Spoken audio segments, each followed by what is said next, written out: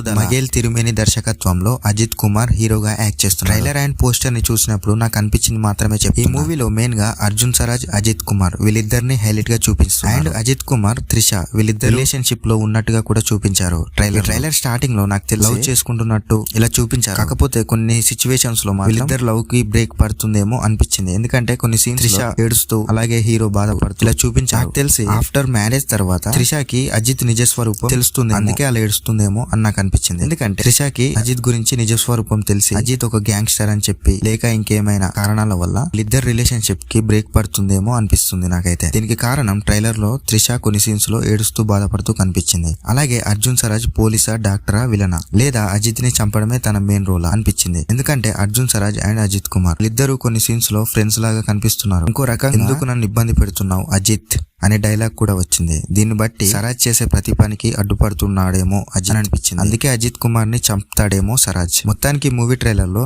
ఈ జనరేషన్ గురించి చూపించారు. అలాగే ఒక స్వీట్ లవ్ స్టోరీ గురించి చూపించారు. మంచి ఫైట్ సీన్స్, సస్పెన్స్ థ్రిల్లర్ చూపించారు ట్రైలర్ లో. మరి మీకేమనిపిస్తుందో కామెంట్ చేసి చెప్పండి.